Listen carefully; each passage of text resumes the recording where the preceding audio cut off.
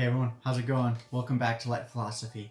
Today I wanted to talk to you a little bit about an awesome, relatively new concept and movement in psychology, which is positive psychology. Positive psychology is a strength-based approach to prevention, not simply treatment, although it does have profound effects in treatment as well, but it is majorly focused on prevention. Positive psychology promotes and encourages personal growth, personal wellness, hope, gratitude, spirituality, optimism, positive affect, and meaning, and many others.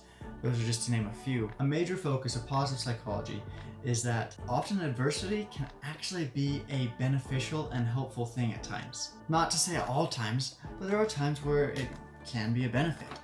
Now, Charles Carver explains that there are one of four ways, generally, that we can respond to adversity. One is that it's just a downward slide.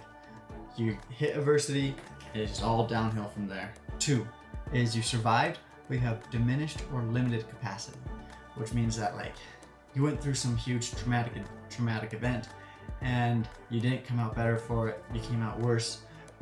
Now you have depression or anxiety or post-traumatic distress disorder, and you view these things as negative and unhelpful, and so it turns out to be detrimental to your life. It doesn't always have to be, just keep that in mind. Third is gradual or rapid return to pre-adversity state, which is honestly pretty much an ideal for most people, is that you just get the trial, the trauma, the tragedy out of the way, and you can go back to your normal life. But there's a better option, and that is 4. What the heck was that? 4, which is that's 8, which is number 4, which is the emergence of a quality that makes someone better than they were before. This can be found if a traumatic thing has happened and you've had to go to therapy, and you've realized that there's different aspects of your personality and who you are that you didn't really recognize before that helps you to deal with trauma and trials. One example just off the top of my head could be something like art therapy, for example. Some people, they go through a traumatic event and they find that they can be really good at art when they want to be, and so they find this new skill. Or music therapy, people that learn to play instruments because it's a way of coping.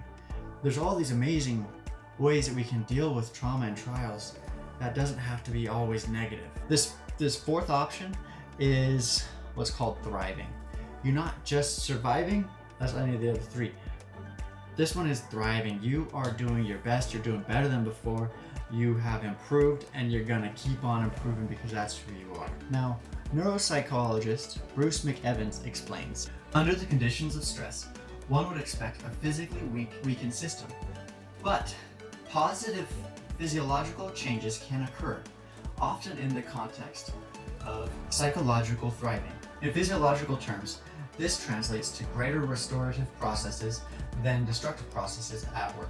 What this is saying is that we often find that when we go through any sort of adversity, we can often be better because of it, because our bodies are better at restoring things than simply just kind of having destructive behaviors, because we want to survive. We want to thrive. To simplify a little bit, let me use an example. Psychological thriving can be thought of as exercising to get muscle growth. Now, this is because if you think about your muscles, take your bicep for example, my mediocre one, it has muscle fibers in it that as you provide trauma or resistance, then the muscle fibers start to tear, and it is not a good time for them. It is about as exact an example of adversity as you can get. Your muscle fibers are literally tearing apart and semi-panicking. They're like, what are you doing to us? Why? But it's because the beauty of the muscles is that when they tear, they rebuild themselves, but they rebuild themselves stronger and with backup. And that is how psychological thriving works as well. Because we don't want to just die off. We want to survive. We want to continue. We want to thrive. We want to be alive. And so in order to do that, when traumatic things happen or occur or come up, our body's natural response isn't generally to just shut down.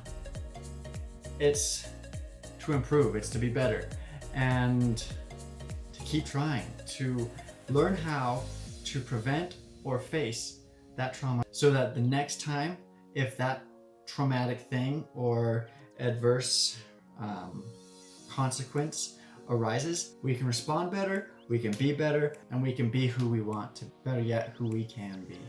So that's a brief summary of what positive psychology is. I'll do another video to explain how we can implement positive psychological principles in our daily lives. So please check that out. I'll link it above. But thank you so much for taking the time to watch this video on positive psychology. Please go out and be a little more positive each day. Thanks for watching. See you next time on Life Philosophy.